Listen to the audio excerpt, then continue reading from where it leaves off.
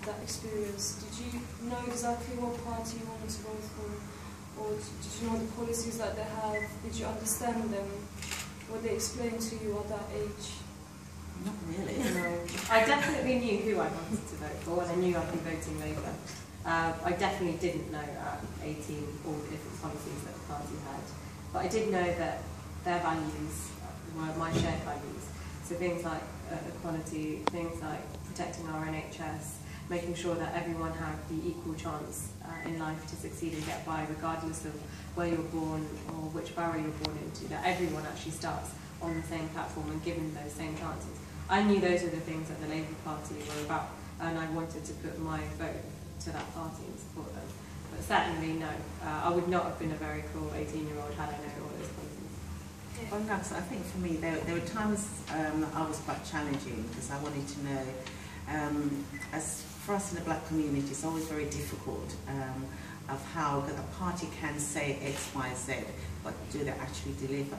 So I'm always asking questions. What does it mean for me? And I think that's something, the questions that you probably, when you're looking to vote or looking to talk to your MP or your representative, is to ask the questions about what will it mean for me? And if they can answer me that question, sometimes I can't give you all the answers, but if you have a vague idea of what they're saying and if it could influence your life, then that's who. And I felt that during the time when I was looking to vote, is that because I think Labour stood up for the working class people and for all those who are working, trying to support their family, that was their values, which is the same values as what my parents had, and I think that's what helps make my decision.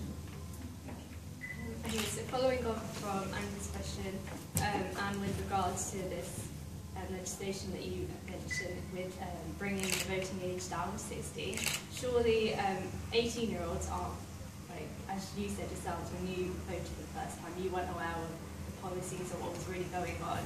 Surely, in order to lower the age, you'd also need to then implement some sort of like teaching, so even whether in like citizenship, bring that kind of in as well, so they would know what they were voting for, why they're voting, kind of basic principles that at the moment aren't really taught in schools or anywhere really in like life in general, but also this whole idea of simplifying policies almost. So say if whether that be teaching students how to interpret the policies that are set in front of them, or getting politicians to simplify their policies, like kind of a mini agenda for students, maybe that would also encourage them to vote more. What do you think? I can say I agree. I was my PHSE teacher in my high school here in Harrow East, who really kind of sparked the passion for me getting involved in politics. I was always aware of what was going on, but not ever quite sure how it affected me personally. And when I was taught about it, it was kind of a whole new world, and I was like, wow, this really does affect every single aspect of my life. I need to go out there, I need to put my vote on a paper when I get the chance to do it. And certainly by reducing the voting age, we're giving more people to have a chance in saying who governs them, in having their voices heard, and being equally represented in society. But along with that comes responsibility. You know, your vote is a big thing, and you've got a lot that you can change with it, so you do need to be given the information. I'd like to see citizenship or PHSE, citizenship certainly reintroduced, because it was around when I was in school here, and I think it's been taken out. I'd like to see something like that come back in, and giving young people all the information. So break it right down from, this is what your council is, this is what your councillors do, this is what your MP does, this is what your London Assembly member does, this is what the Mayor of London does, this is what your member of European Parliament does. Even for people in politics, it's so much to keep up with, and to expect a young person to know all that straight off the bat is unfair. I think people will want to say that teaching young people from a young age might be indoctrinating them from a young age about certain parties or you know, certain ways to vote. I think that's completely false. I think, you know, young people, if they're given the information, they are smart enough to make the decisions on who they want to vote for themselves. But the fact is that that information isn't out there as freely as it should be, and it's not as easy for them to access. And it's up to politicians, so people like myself, to go out there and actually make the case for all of these things. to go into schools, to go into classrooms, to go into universities, high schools, primary schools, whatever it takes to show what we're about, because you can't expect young people to come to you, you should go to them. I agree with everything you said. I think what really sparked, and I noticed how much where young people are getting so involved in politics, is what was happening up in Scotland. I don't know if you saw that, and where the 16-year-olds were given the opportunity to vote, and how involved they've got, because most of what happens sort of affects your lives. You know, sometimes, you know, when adults speak, you think, oh, it's nothing to do with me, but it, you know, all these things does affect your life in one way or the other.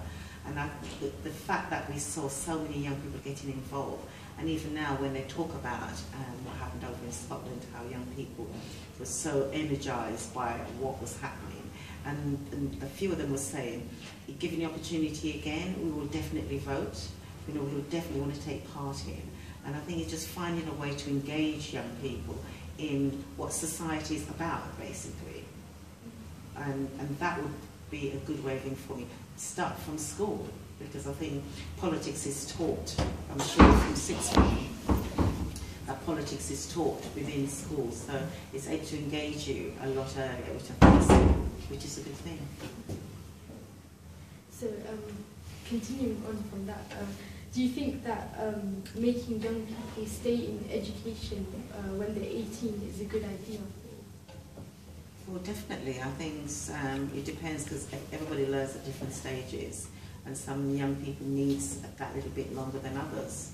And so to increase the age, it's not a bad thing, because I think all young people need to find themselves in a position that if they want to go, not everybody wants to go to university, but you all need education in for every part of your life. So if it means you getting that little bit more by extending the leaving age to 18, it can't be a bad thing. I think we're living in an increasingly globalised world, and you're never more aware of that than when you're entering the jobs market and you see people from all around the world suddenly able to compete with you for the same jobs that you want to go for. And if we want to give our young people the best start in life and the best chance to further themselves later on, there is, you know, the case to be made for saying if you stay in education until 18, you'll have so many more chances ahead of you, and you can always revisit. You know, university isn't for everyone, but certainly if you do your A-levels, you've always got that option open to you. It's also really important to understand that higher education isn't for everyone, to make, you know, or place equal emphasis on apprenticeships, because at the moment university is looked at as the be-all and end-all, and that's great if you want to go on to it. But apprenticeships can give you just as rewarding a career, and can go on to be as rewarding and fulfilling and high-flying a career as you want. And I think we've got a bit of a discrepancy with how apprenticeships are looked at the moment.